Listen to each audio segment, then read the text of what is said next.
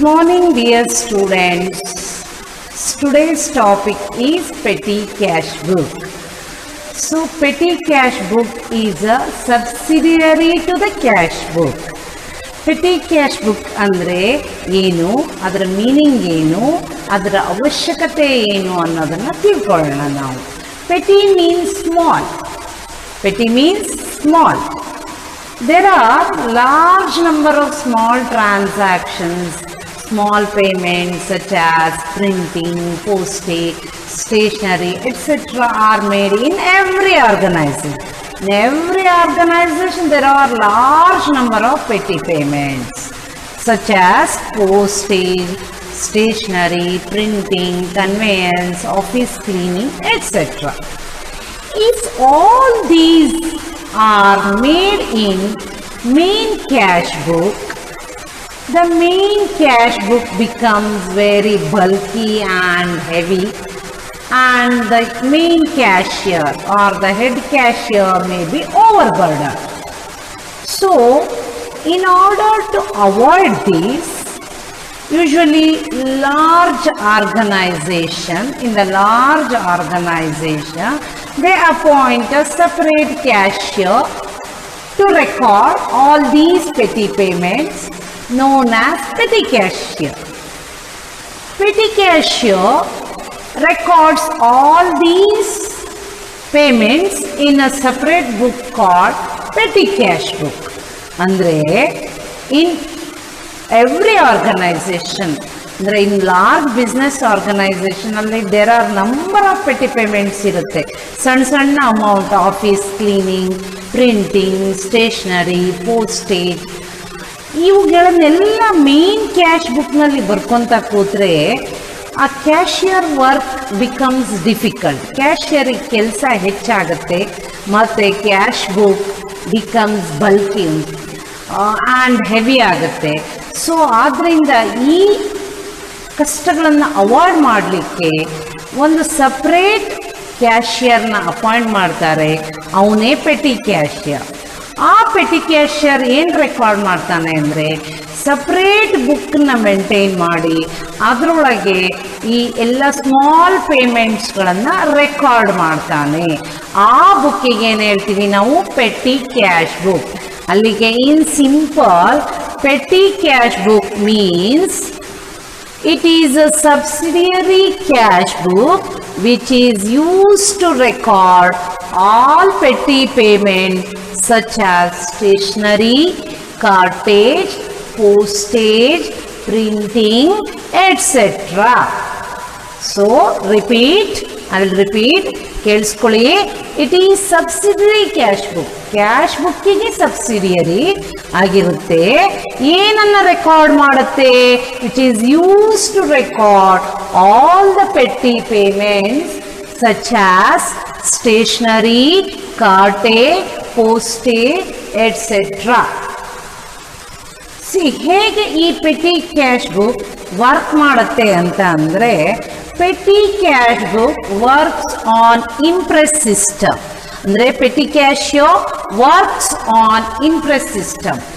ಏನು ಹಾಗಂದ್ರೆ under the imprest system one definite amount is to be paid to the petty cashier to make petty payments. Head cashier gave certain amount to the petty cashier for make petty payments. He makes petty payments and records in the petty cash book. Usually petty cash book is maintained for 1 month. Monthly basis nalli record madalagutte. For example, in 1 month, in the January 2020, so the petty cashier receives 2000 anta itkolna. If the petty cashier receives 2000 from the head cashier and he makes a payment in the month, so the petty payment is, total sum is rupees 800 anta itkolna. ಆ 800 ಖರ್ಚಾಗಿರುತ್ತೆ 2000ದಲ್ಲಿ. ಇನ್ನು 1200 ರೂಪಾಯಿ ಉಳಿದಿರುತ್ತೆ. So he gets, petty cashier gets reimbursement of 800 in the beginning of the next month. So the petty cash amount ಎಷ್ಟಾಯ್ತು ಅಲ್ಲಿಗೆ 2000 ಆಯಿತು. ಹೀಗೆ ಒಂದು ನಿರ್ದಿಷ್ಟ ಮೊತ್ತವನ್ನು ತೆಗೆದುಕೊಂಡು ರೆಕಾರ್ಡ್ ಮಾಡೋದಕ್ಕೆ ಏನಂತ ಹೇಳ್ತೀವಿ, ಇಂಪ್ರೆಸ್ಡ್ ಸಿಸ್ಟಮ್ ಅಂತ ಹೇಳ್ತೀವಿ. ಏನಪ್ಪ ಪೆಟಿ ಕ್ಯಾಶ್ ಬುಕ್ಕಿನ ಬೆನಿಫಿಟ್ ಏನಪ್ಪ ಅಥವಾ ಯೂಸಸ್ ಏನಪ್ಪ ಅಂದರೆ, it saves time and effort of cashier. Main cashier work over burden ಆಗ್ತಿತ್ತು. ಇವೆಲ್ಲವೂ ಒಂದೇ ಕ್ಯಾಶ್ ಬುಕ್ನಲ್ಲಿ ಬರೆದಿದ್ರೆ ಅವನ ಟೈಮ್ ಮತ್ತು ಎಫರ್ಟ್, ಅವನ ಸಮಯ ಮತ್ತು ಶ್ರಮವನ್ನು ಉಳಿತಾಯ ಮಾಡುತ್ತೆ, ಹಗುರಗೊಳಿಸುತ್ತೆ ಅವನ ಶ್ರಮವನ್ನು. So petty cash book saves time and effort of the cashier. ಎರಡನೆಯದಾಗಿ effective control over cash disbursement. So cash ಎಷ್ಟು ಖರ್ಚಾಗಿದೆ, ಕ್ಯಾಶ್ ಎಷ್ಟು ಉಳಿದಿದೆ ಅನ್ನೋದರ ಒಂದು ಕಂಟ್ರೋಲ್ ಕ್ಯಾಶಿಯರಿಗೆ ಇರುತ್ತೆ if the separate petty cash book is maintained. So he can have, main cashier can have effective control. ಒಂದು ಪರಿಣಾಮಕಾರಿಯಾದ ನಿಯಂತ್ರಣವನ್ನು ಸಾಧಿಸಬಹುದಾಗಿದೆ. ಮೂರನೇದಾಗಿ convenient recording. Recording becomes easy and convenient. So main cash book ತುಂಬ ನೀಟಾಗಿರುತ್ತೆ. ಸೊ ಪೆಟ್ಟಿ payments ಎಲ್ಲ separate cash ಬುಕ್ನಲ್ಲಿ record ಮಾಡೋದ್ರಿಂದ so it becomes very convenient for recording in main cash book. So ಅರ್ಥ ಆಯ್ತಲ್ಲ ಮಕ್ಕಳೇ? ಈಗ ಅಲ್ಲಿ ಯಾವ ಸಿಸ್ಟಮ್ ಇದೆ ಅಂತ ತಿಳ್ಕೊಳ್ಳೋಣ. So in the petty for recording petty cash book, so analytical petty cash book ಅನ್ನೋ ಒಂದು ಟೈಪ್ ಇದೆ. So the type of petty cash book is analytical petty cash book. Analytical petty cash book ಅಂದ್ರೆ ಏನಪ್ಪಾ ಅಂದ್ರೆ, analytical petty cash book which contains the number of amount column for recording each type of petty expenses. It contains number of amount column for each type of petty expenses. So ಇಲ್ಲಿ ಏನಿರುತ್ತೆ, ಒಂದು ಪೆಟ್ಟಿ expenses ಅನ್ನು record ಮಾಡಲಿಕ್ಕೆ ಪ್ರತಿಯೊಂದು ಪೆಟ್ಟಿ ಎಕ್ಸ್ಪೆನ್ಸಸ್ಸಿಗೂ separate amount column ಇರುತ್ತೆ. So such petty cash book is analytical petty cash book. ಅದು ಹೇಗೆ record ಮಾಡುತ್ತೆ ಅನ್ನೋದನ್ನು ತಿಳ್ಕೊಳ್ಳೋಣ. ಅದಕ್ಕೂ ಮುಂಚೆ ನಾವು ಫಾರ್ಮ್ಯಾಟನ್ನು ನೋಡೋಣ. Analytical petty cash book.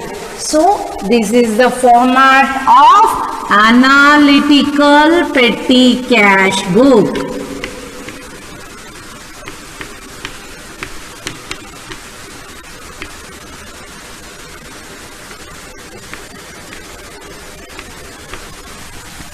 ನೋಡ್ಕೊಳ್ಳಿ format.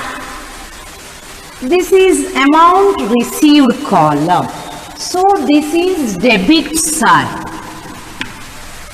Only the debit amount is recorded here.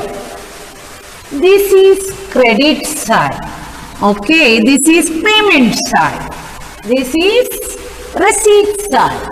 Date column and the particular voucher number. ಇಲ್ಲಿ ಟೋಟಲ್ ಪೇಮೆಂಟ್ ಅನ್ನು ರೆಕಾರ್ಡ್ ಮಾಡ್ತೀವಿ. ಇಲ್ಲಿ ಪೇಮೆಂಟ್ ಕಾಲಮ್ ಅಲ್ಲಿ ನೋಡಿ 5 ಕಾಲಮ್ ಅನ್ನು ನಾವು ಹಾಕಿದ್ದೀವಿ. ಸಪರೇಟ್ ಎಕ್ಸ್ಪೆನ್ಸಸ್ಸಿಗೆ ಕಾಲಮ್ ಹಾಕಿದ್ದೀವಿ. ಅನಾಲಿಸಿಸ್ ಆಫ್ ಪೇಮೆಂಟ್, ಪೇಮೆಂಟು ಯಾವ್ಯಾವ ಟೈಪ್ ಅನ್ನೋದ್ರ ಮೇಲೆ ಯೂಶ್ವಲ್ ಆಗಿ ಕಂಡುಬರುವಂಥದ್ದು postage, stationery, conveyance means travelling expenses, taxi hire, bus fare, auto fare, ಈ ಥರದ ಎಕ್ಸ್ಪೆನ್ಸಸ್ ಆರ್ ಕನ್ವೇಯನ್ಸ್ನಲ್ಲಿ ರೆಕಾರ್ಡ್ ಆಗುತ್ತೆ. ಪ್ರಿಂಟಿಂಗ್ನಲ್ಲಿ for example photostating charges, xerox ಮಾಡಿರೋ ಚಾರ್ಜಸ್, ಪ್ರಿಂಟಿಂಗ್ ಎಕ್ಸ್ಪೆನ್ಸಸ್ಸು ರೆಕಾರ್ಡ್ ಆಗುತ್ತೆ. ಇನ್ನು ಉಳಿದ last miscellaneous expenditure. Miscellaneous means ಇತರೆ ಅಂತ ಹೇಳ್ತೀವಿ, ಸಂಡ್ರಿ ಅಂತ ಹೇಳ್ತೀವಿ, ಸಂಡ್ರಿ ಎಕ್ಸ್ಪೆನ್ಸ್, ಇತರೆ ವೆಚ್ಚಗಳು. ಇತರೆ ವೆಚ್ಚಗಳು ಅಂದರೆ ಏನಾಗುತ್ತೆ ಅಂದರೆ ಇವು ಯಾವ ಹೆಡ್ನಲ್ಲೂ ರೆಕಾರ್ಡ್ ಮಾಡ್ಲಿಕ್ಕೆ ಬರದೇ ಇರೋಂತಹ ವೆಚ್ಚಗಳನ್ನು ನಾವು ಮಿಸ್ಲೇನಿಯಸ್ ಎಕ್ಸ್ಪೆನ್ಸಸ್ ಅಲ್ಲಿ ರೆಕಾರ್ಡ್ ಮಾಡ್ತೀವಿ. ಅಂದರೆ for example office cleaning or office sanitation, refreshment charges, ಇವೆಲ್ಲ ಮಿಸ್ಲೇನಿಯಸ್ ಅಲ್ಲಿ ರೆಕಾರ್ಡ್ ಮಾಡ್ತೀವಿ. ಇದು ಈ columns are according to your convenient. ನೀವಿಲ್ಲಿ ಒಂದು ಕಾಲಮನ್ನು, ಇಲ್ಲಿ ಒಂದು ಅಮೌಂಟ್ ಕಾಲಮನ್ನು ಬೇರೆಯದನ್ನಾಗಿ ರೆಕಾರ್ಡ್ ಮಾಡ್ಬೋದು. ಫಾರ್ ಎಕ್ಸಾಂಪಲ್ ಆ ಪ್ರಾಬ್ಲಮ್ನಲ್ಲಿ ನಿಮಗೆ ಸ್ಟೇಷನರಿ ಇಲ್ಲ, ಅಡ್ವರ್ಟೈಸ್ಮೆಂಟ್ ಇದೆ ಅಂದರೆ ನೀವು ಇಲ್ಲಿ ಸ್ಟೇಷನರಿಯನ್ನು ತೆಗೆದು ಅಡ್ವರ್ಟೈಸ್ಮೆಂಟನ್ನು ಹಾಕೋಬಹುದು. ಕನ್ವೇಯನ್ಸ್ ಇಲ್ಲ, ವೇಜಸ್ ಇದೆ ಅಂದರೆ ಇಲ್ಲಿ ವೇಜಸ್ಸನ್ನು ಹಾಕೋಬಹುದು. ಸೊ ನಿಮ್ಮ ಅನುಕೂಲಕ್ಕೆ ತಕ್ಕಂತೆ ಇಲ್ಲಿ ಪೇಮೆಂಟ್ ಕಾಲಮನ್ನು ಮಾಡ್ಕೋಬಹುದು. ಯೂಶುವಲ್ ಎಕ್ಸ್ಪೆನ್ಸಸ್ಸು ಪೋಸ್ಟೇಜ್ ಇರುತ್ತೆ, ಸ್ಟೇಷನರಿ, ಕನ್ವೇಯನ್ಸ್, ಪ್ರಿಂಟಿಂಗ್, ಇದೊಂದು ಕಾಮನ್ ಫಾರ್ಮ್ಯಾಟ್ ಅಂತ ಹೇಳ್ಬೋದು. ಇಲ್ಲಿ ಹೇಗೆ ರೆಕಾರ್ಡ್ ಮಾಡಲಾಗತ್ತೆ ಅಂದರೆ ಅಮೌಂಟ್ ಎಷ್ಟು ರಿಸೀವ್ ಮಾಡ್ಕೊಂಡಿದ್ದೀವಿ. ಫಾರ್ ಎಕ್ಸಾಂಪಲ್ 2000 ಅಂತ ಆದರೆ 2000ವನ್ನು ನಾವು ಇಲ್ಲಿ ಬರ್ಕೊತೀವಿ. ಓಕೆ, ಆಮೇಲೆ ಪೇಮೆಂಟ್ ಎಲ್ಲ ಎಷ್ಟಾಗಿದೆ ಅನ್ನೋದನ್ನು ಇಲ್ಲಿ ರೆಕಾರ್ಡ್ ಮಾಡ್ತೀವಿ. ಪೋಸ್ಟೇಜಿಗೆ ಎಷ್ಟು, ಸ್ಟೇಷನರಿಗೆ ಎಷ್ಟು, ಪ್ರಿಂಟಿಂಗಿಗೆ ಎಷ್ಟು, ಕನ್ವೇಯನ್ಸಿಗೆ ಎಷ್ಟು ಅನ್ನೋದನ್ನು ಆ ಪರ್ಟಿಕ್ಯುಲರ್ ಕಾಲಮ್ನಲ್ಲಿ ರೆಕಾರ್ಡ್ ಮಾಡಿ ಟೋಟಲ್ ಮಾಡಲಾಗುತ್ತೆ. ಟೋಟಲ್ ಮಾಡಿ ಬ್ಯಾಲೆನ್ಸನ್ನು ಮಾಡಲಾಗುತ್ತೆ. So this is the format of petty cash book. Very easy ಇದೆ and 5 marks. It carries 5 marks. So in every examination petty cash book ಮೇಲೆ ಒಂದು ಪ್ರಾಬ್ಲಮ್ ಇರುತ್ತೆ. ತುಂಬ ಈಸಿ ಇದೆ, very easy. Number of columns ಜಾಸ್ತಿ ಇದೆ, ಬಟ್ ಅಕೌಂಟಿಂಗ್ ಅಥವಾ recording ಮಾಡೋದು ಬಹಳ ಈಸಿ ಇದೆ. ಈಗ ನಾನು ಒಂದು ಪ್ರಾಬ್ಲಮನ್ನು ಹೇಗೆ ನಾವು ರೆಕಾರ್ಡ್ ಮಾಡ್ತೀವಿ ಅನ್ನೋದನ್ನು ತೋರಿಸ್ಕೊಡ್ತೀನಿ ನಿಮಗೆ. ಮೊದಲು ನಾನು ಪ್ರಾಬ್ಲಮನ್ನು ಬರ್ಕೊತೀನಿ. Okay,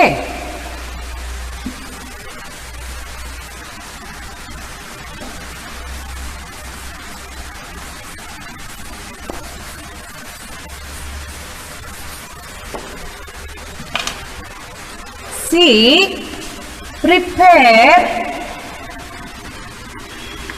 analytical petty cash book. Prepare analytical petty cash book.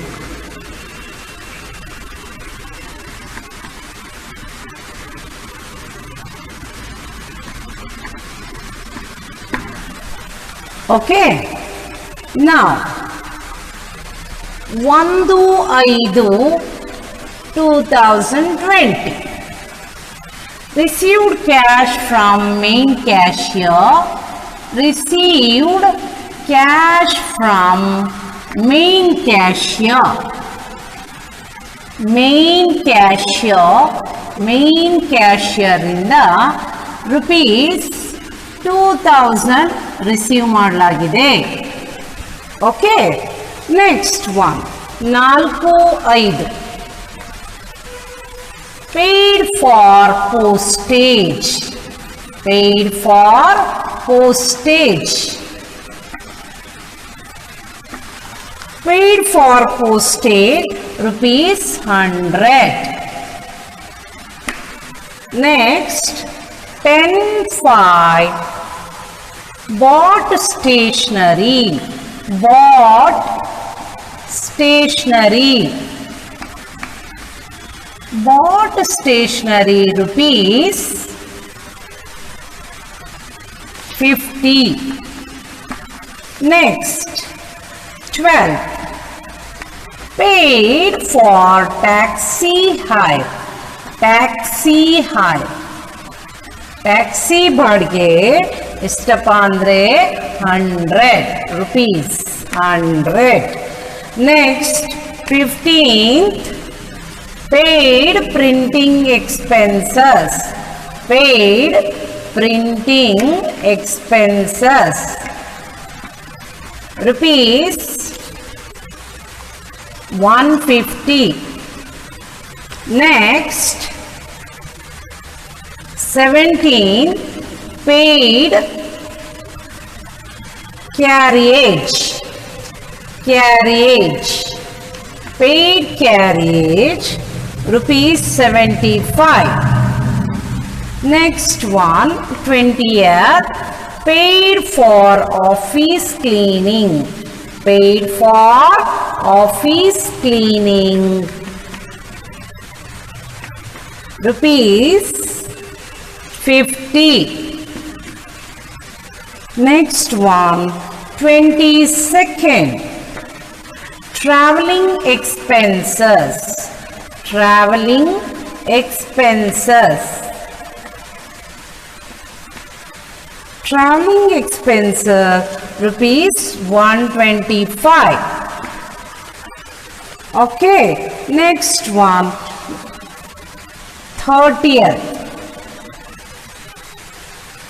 photo stating charges, photo stating charges, photo stating means Xerox, photo stating charges, rupees 100. See, problem is like this, it carries 5 marks. Okay, nodi 1, 5, 20, received cash from main cashier, rupees 2000. 4, 5, date, 4 and 5, paid for postage 100. 10, 5, bought stationery, rupees 50. 12, paid taxi hire, rupees 100. 15, paid printing expenses, rupees 150. 17, paid carriage, rupees 75. Next, 20th, paid office cleaning, rupees 50. 22nd, traveling expenses, rupees 125. 30th ಏನಪ್ಪ ಅಂದರೆ photo stating charges rupees 100. ಒಂದು problem ಬರ್ಕೊಂಡಾದ್ಮೇಲೆ ನಾವೀಗ record ಮಾಡೋಣ.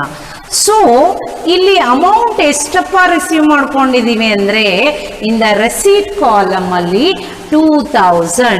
ಎಷ್ಟನೇ ತಾರೀಕು? 1/5/20. 1/5/20. Amount received from the cashier is 2000. So ಅದನ್ನ ನೀವು to cash account.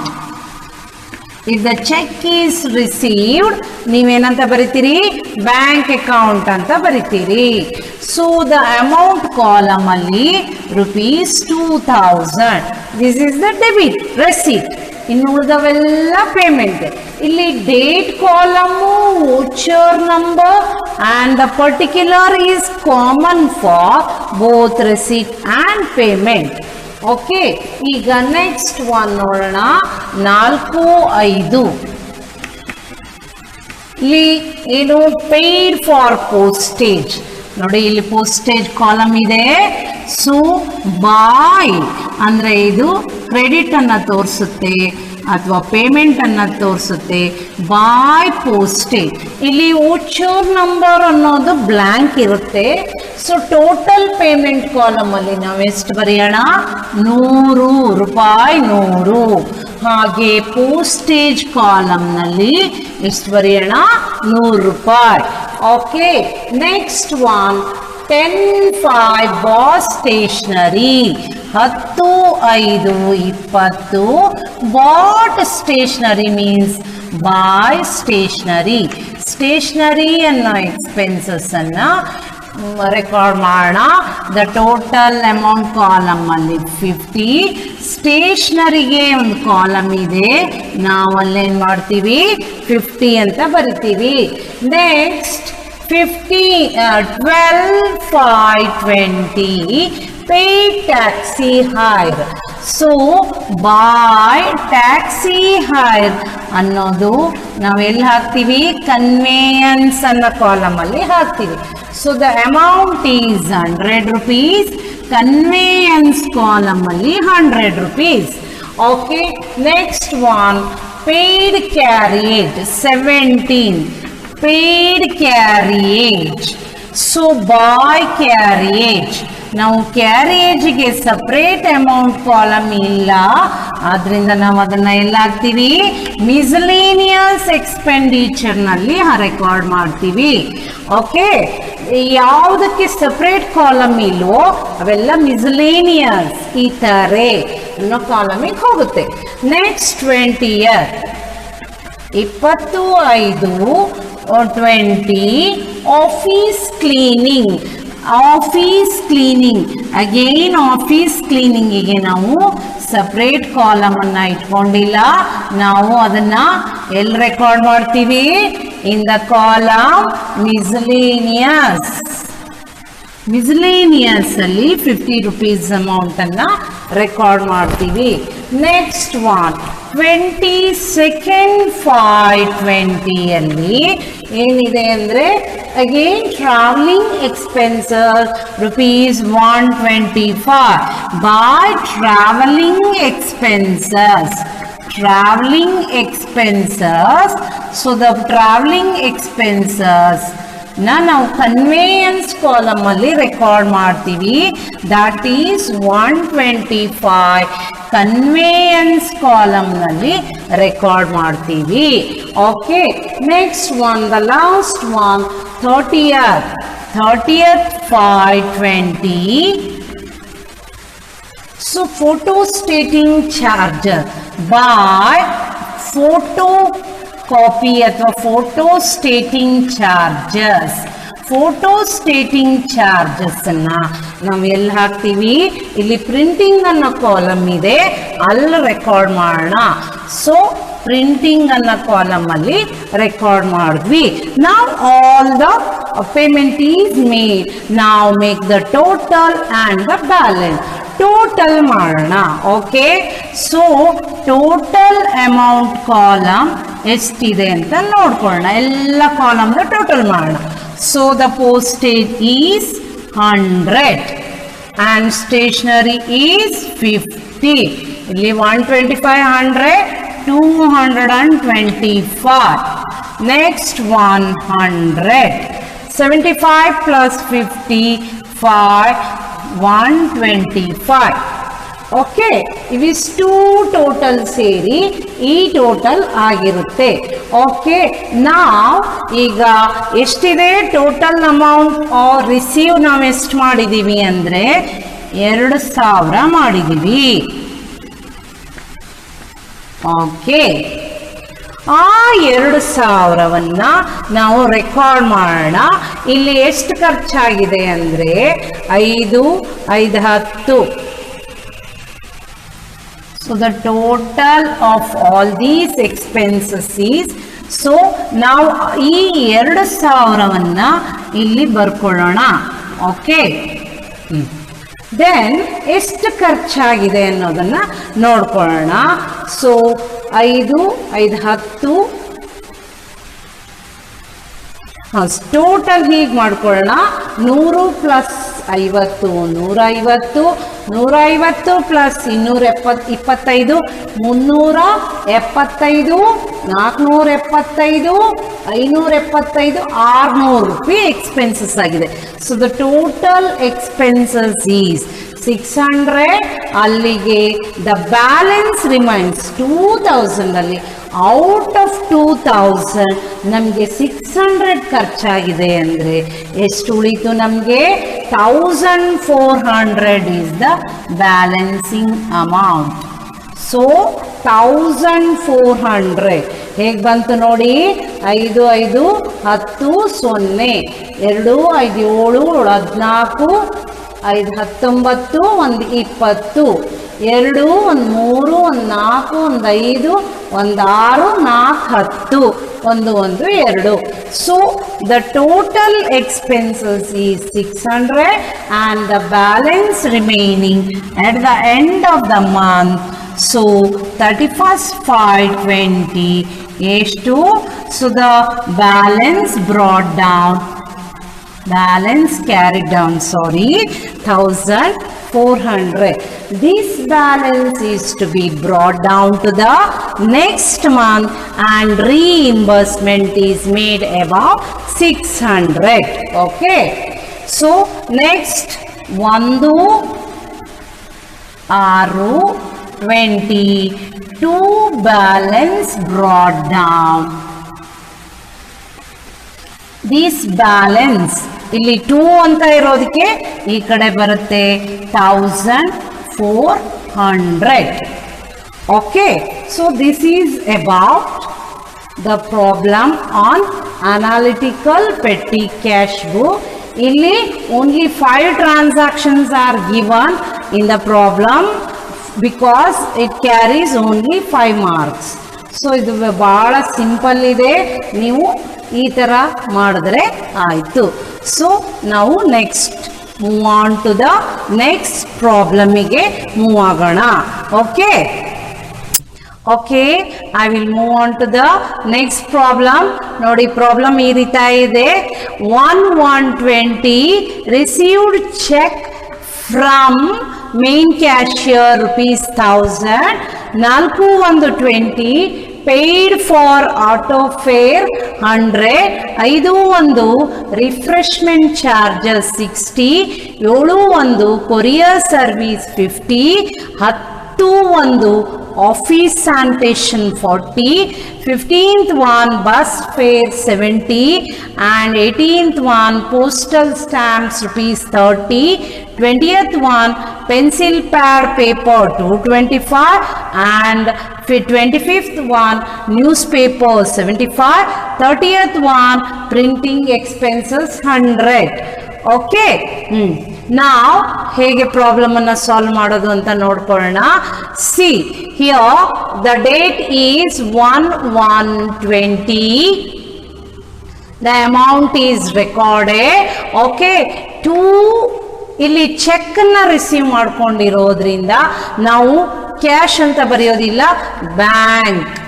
Amount ಎಷ್ಟು? 1000. ಸೊ ಇಲ್ಲಿ ಏನು ಇಲ್ಲ. So next one 4/120. Okay, first column ಹಾಕೊಂಡು ರೆಕಾರ್ಡ್ ಮಾಡಿ. paid for auto fare by auto fare. So the auto fare is ₹100. auto fare na ನಾವು ಯಾವ ಕಾಲಮ್ ಅಲ್ಲಿ ಹಾಕ್ತೀವಿ ಅಂದ್ರೆ ಕನ್ವೇಯನ್ಸ್ ಕಾಲಮ್ ನಲ್ಲಿ ರೆಕಾರ್ಡ್ ಮಾಡ್ತೀವಿ. The next one 5/120 refreshment. Refreshment means